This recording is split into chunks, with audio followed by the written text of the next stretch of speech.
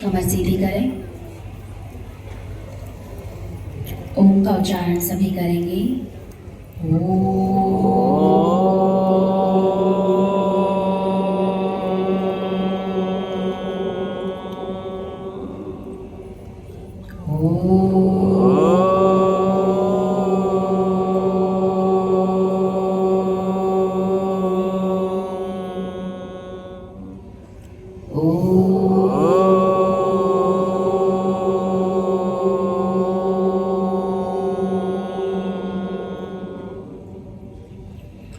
कर्पूरगौरं करुणावतारं संसारसारं भुजगेन्द्रहारं सदा वसन्तं हृदयारविन्दे भवं भवानी सहितं नमामि। ॐ नमः शिवाय। ॐ नमः शिवाय। ॐ नमः शिवाय। ॐ नमः शिवाय।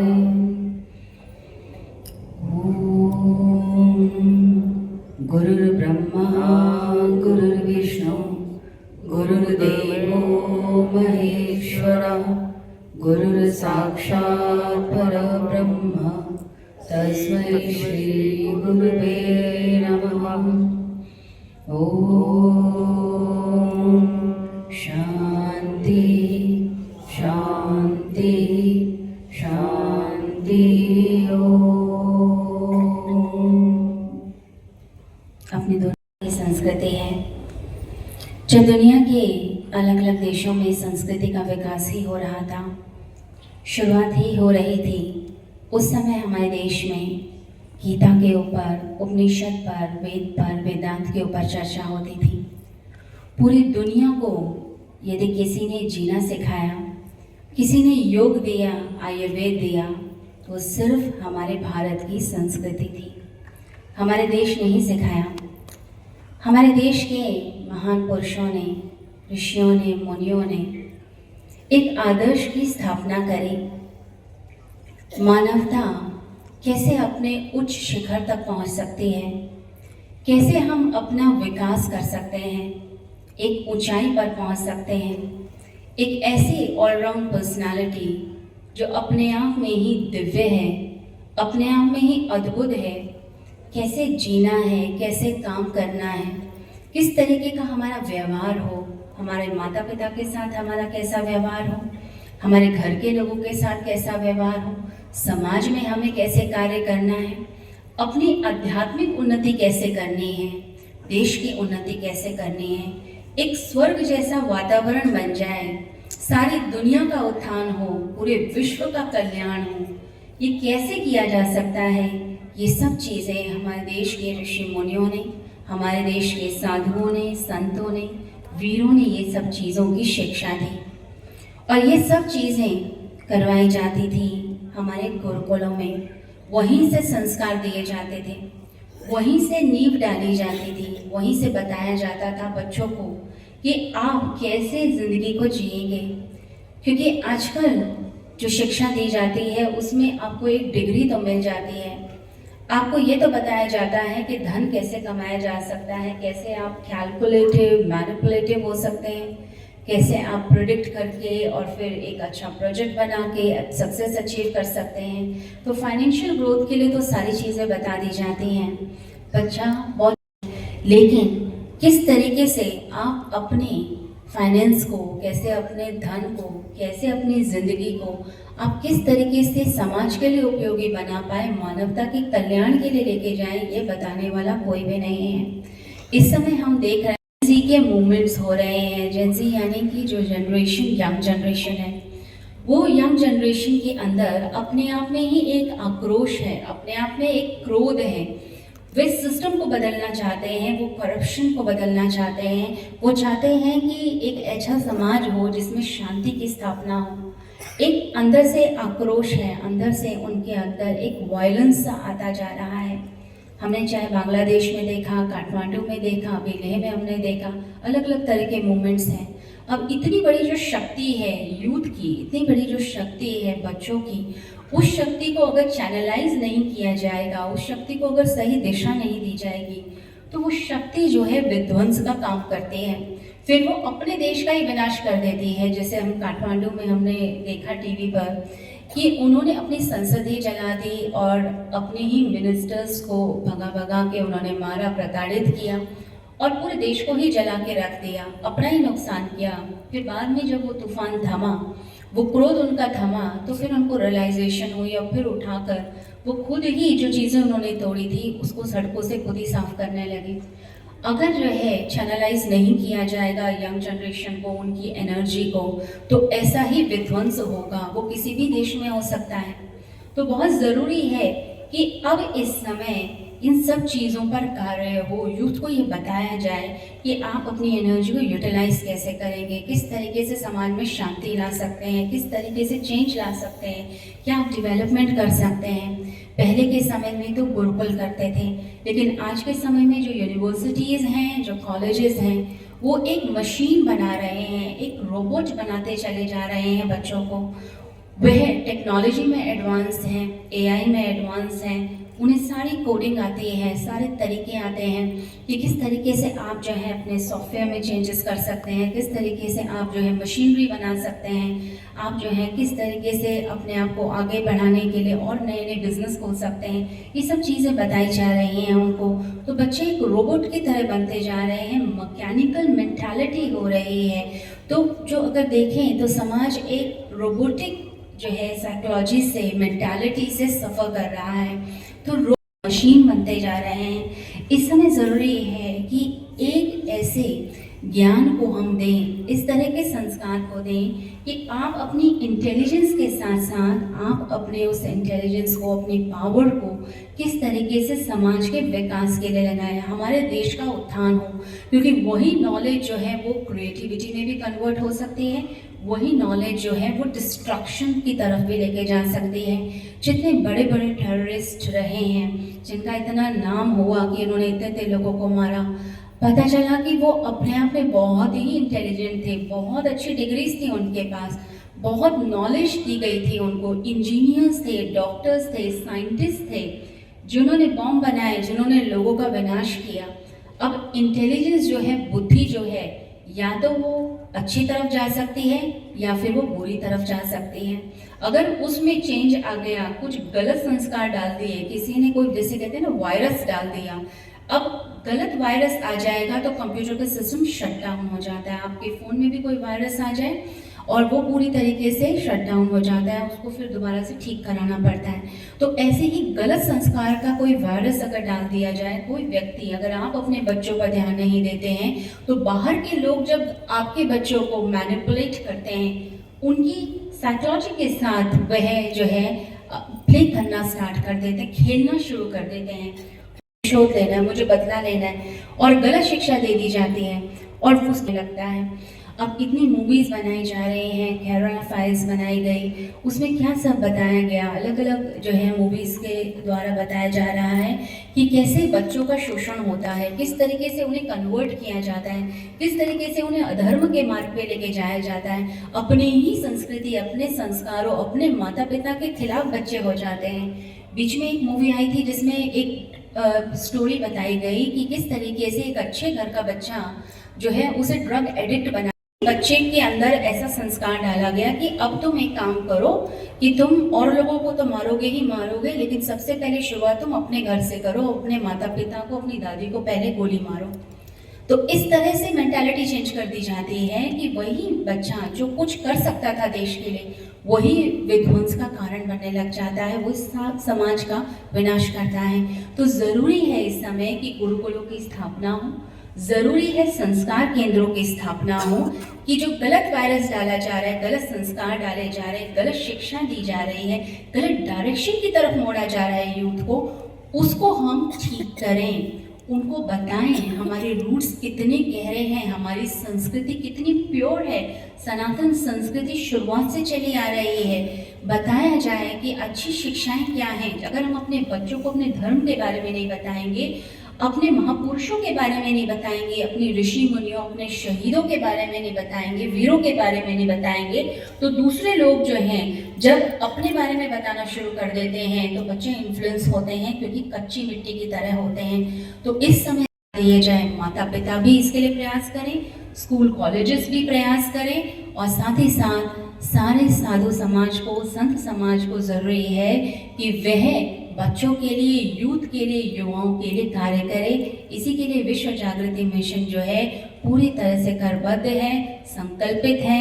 हमारे गुरुदेव ने यह जो संकल्प लिया है, ये संकल्प अपने आप में कोई छोटा संकल्प नहीं है, ये आगे तक की पीढ़ियों को बदल देगा, ये पूरे देश को बदल देगा, और पूरे विश्व के अंदर एक ऐसा रेवोल्यूशन आ जाएगा कि लोग कहेंगे कि एक अद्भुत चीज़ की गई, जो जिसके बीज अभी डाल रहे हैं, लेकिन ये जब वटवृक्ष बनेगा तो पूरी दुनिया को स्वर्ग बना देगा, और आप और आगे आने वाली पीढ़ी इसकी साक्षी होगी। तो मैं आप सभी को जो है हाथ जोड़कर मैं कहती हूँ कि सभी इस अभियान में शामिल हों, और इस अच्छे आयोजन में और देश के विकास में सभी बढ़ चढ़कर हिस्सा लें। सभी को हरिओम। बहुत ही एक मार्मिक बात आपने कही है कि आप सबकी आंखों ने देखा है, निर्देशित आतंकवादियों ने जैसे अमेरिका में 3 टावर उड़ा दिए, 5000 लोग मार दिए, और कितने कितने वो संसद पर हमला करने वाले भारत में, जिन्होंने सीरिया में भयंकर रक्तपात किया, उनके जो सरगना आतंकवादी थे वो सभी कोई साइंटिस्ट, कोई इंजीनियर, कोई प्रोफेसर, केवल पढ़ा देना, डिग्री दे देना ही बड़ी बात नहीं है। जो लोग सोचते हैं ना कि कॉलेजों में, विश्वविद्यालयों में पढ़ाई लिखाई मिल जाए तो आदमी महान बन जाएगा, जब तक शिक्षा के साथ में मॉरल एजुकेशन नहीं होगी, नैतिक शिक्षा नहीं दी जाएगी, तब तक दुनिया का भला नहीं हो सकता। आइंस्टाइन से जब किसी ने ये पूछा था कि आने वाले समय में विज्ञान का क्या भविष्य है, तब उन्होंने कहा था कि अभी तक साइंस ने पदार्थ पर काम किया है, आने वाले समय में साइंस को, विज्ञान को चाहिए कि पदार्थ जिसके लिए है उस मनुष्य के लिए साइंस काम करे, कि इंसान को ऊंचा इंसान बनाने में विज्ञान को योगदान देना चाहिए। इसलिए ये सनातन जागरण अभियान बड़ी भारी जरूरत है। ये अभियान ऐसा है कि जिसमें हर व्यक्ति को साथ खड़ा होना पड़ेगा, हर घर को तैयार होना पड़ेगा, तन से, मन से, धन से सबको लगना पड़ेगा। और अगर हम नहीं लगेंगे, अमेरिका में जो हालत हो गई है अभी, छोटे छोटे बच्चे गन लेकर के आते हैं, किसी बच्चे से लड़ाई हो गई, किसी के प्रति नफरत हो गई, छोटे से बच्चे जाके गन लेकर के 24 बच्चों को मार दिया स्कूल में। वो गन कल्चर वहां, आप सबकी दौलत आपके बच्चे हैं, आपका घर, आपकी कमाई जिनके लिए है वो आपके बच्चे हैं। उन्हीं को तबाह करने का जो काम चल रहा है, ये एक अघोषित युद्ध है आपके खिलाफ। अगर आज मैं 70 वर्ष की आयु में पहुंच गया हूं तो मुझे ये क्या मुसीबत लेने की जरूरत है अपनी?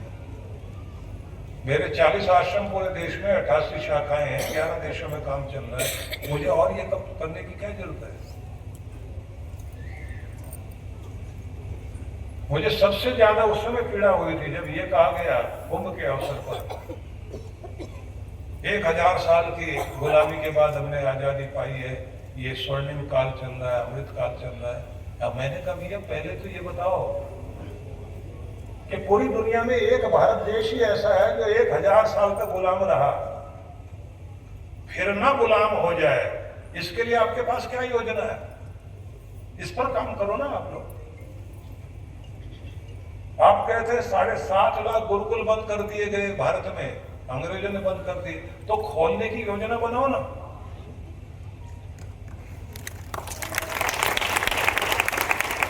और पूरा संत समाज बैठा हुआ था, भारत के 1000 संत, वरिष्ठ संत बुलाए गए विश्व हिंदू परिषद की तरफ। योगी आदित्यनाथ जी से पहले मुझे बोलने के लिए कहा गया था, तो मैंने कहा आप लोग सब बोलते हैं कि हर मस्जिद के साथ मदरसा बना हुआ है, आप सब लोग खड़े होकर यहाँ चर्चा कर रहे हैं कि चर्च के साथ कॉन्वेंट स्कूल है, नहीं है। इतने सारे साधु बैठे,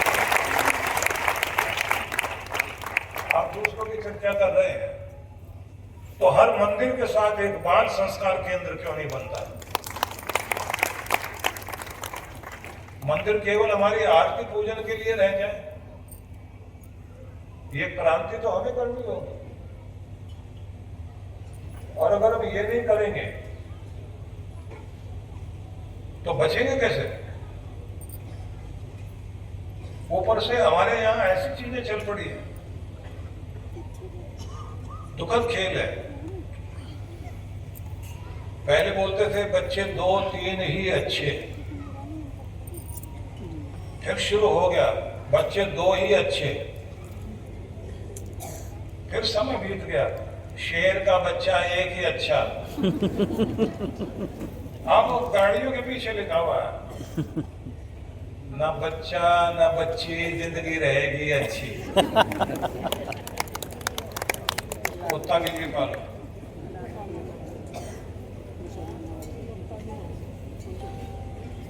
जिनके हम 2 और हमारे 20 का मुकाबला होता है। आप अपना घर बनाना चाहते हैं पैसा इकट्ठा करके, घर आबाद हो जाए। कुछ वे हैं जो अपनी संख्या बढ़ा करके आपके देश को कब्जा करना चाहते हैं, पूरा देश ही उनका हो जाए। ठीक है।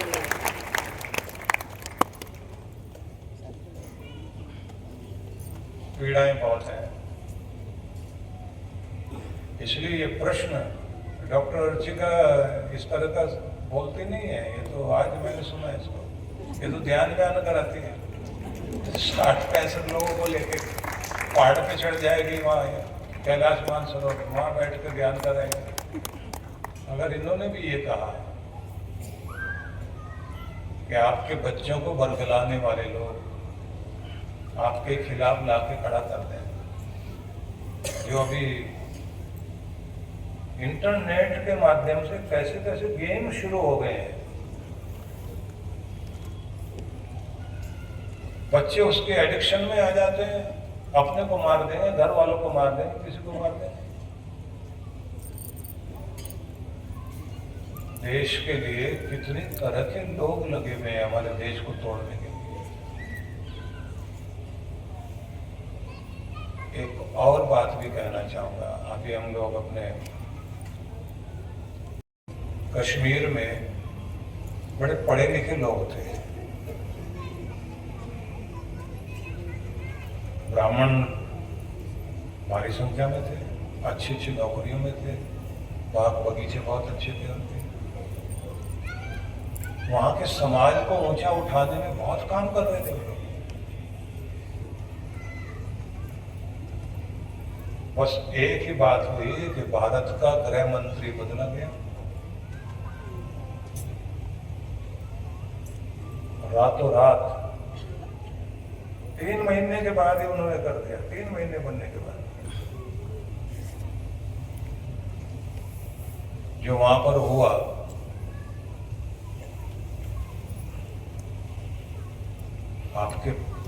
4.5 लाख रातों रात कश्मीर से भगाए गए और कह दिया अपनी महिलाएं और बच्चे छोड़ जाओ। अब लोग सोचते थे धमकियां रोज मिलती हैं।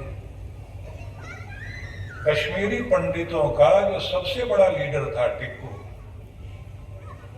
उसको जब काट के और चौराहे पर लाश टांगी गई तो सबका ये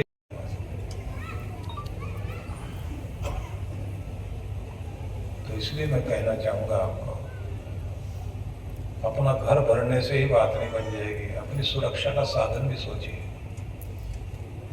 अपने बच्चों को संस्कार भी दो, अपना इतिहास समझाओ। बहुत लोग सोचते हैं ये गुरुकुल जो खोलेंगे आप लोग इसमें पंडित तैयार करोगे क्या?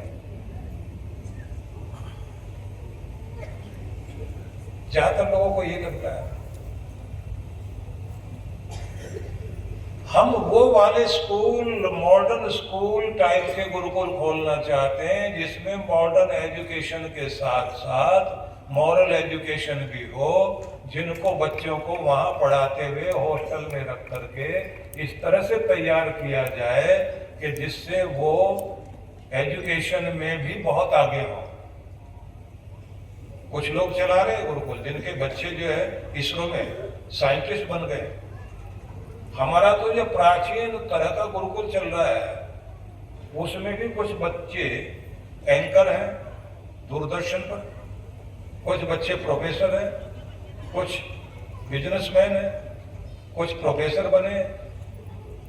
लेकिन हम दूसरी तरह का भी मॉडर्न स्कूल टाइप का जिसके अंदर मॉरल एजुकेशन साथ साथ दी जाए, आपका बच्चा आपका बना रहे, आपका बच्चा अपने देश का बना रहे, वो महान साइंटिस्ट भी हो, महान उद्योगपति हो सके।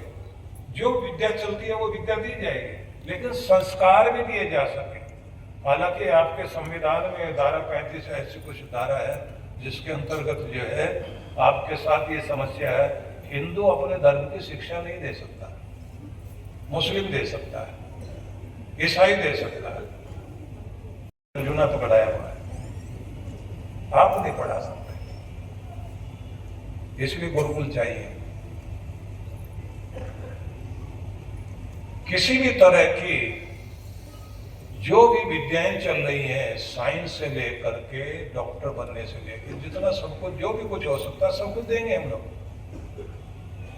लेकिन साथ साथ में वो शिक्षा भी, क्योंकि जब हॉस्टल में रहते, हॉस्टल में रह के बच्चा या तो बनता है या बिगड़ता है। अगर वातावरण बहुत अच्छा है तो वहां के बच्चे इतने अच्छे निकलेंगे, अच्छी सेहत, अच्छा मन, अच्छा खाना, अच्छा रहन सहन, उनके मैनर्स भी, शिष्टाचार भी बहुत अच्छे, देशभक्ति भी, मातृभक्ति, पितृभक्ति भी, इंसानियत को प्यार करने वाले भी बने। वो सब भावना हमारी है। इसलिए एक बड़ी क्रांति करने के लिए हम लोगों ने ये बीड़ा उठाया है जिसमें हम सबको साथ खड़ा। तो आइए हम कार्रवाई को आगे बढ़ाते हैं। सत्संग का कार्यक्रम समाप्त होगा, मंत्र दीक्षा का कार्यक्रम, गुरु से नामदान लेने का कार्यक्रम आयोजित किया जाएगा इसी पांडाल के अंदर घेरा बना के। इसलिए जिन्हें नामदान लेना हो एक फॉर्म बाहर मिलेगा जीसी जोशी जी के पास, विश्व जागृति मिशन के बाहर कार्यालय में, वहां से संपर्क करके लें। जो स्लिप मिलेगी उसे लेकर के ही आप अंदर प्रवेश कर पाएंगे। इसलिए कई लोग व्यक्तिगत रूप से आते हैं, ना आए बल्कि जाएं, फॉर्म भरें, स्लिप लें और तब मंत्र दीक्षा। ठीक इसके उपरांत जैसे सत्संग समाप्त होगा कुछ ही देर के बाद यहाँ मंत्र दीक्षा का कार्यक्रम होगा। आइए निवेदन करते हैं श्रद्धेय आचार्य राजेश्वरानंद जी महाराज से।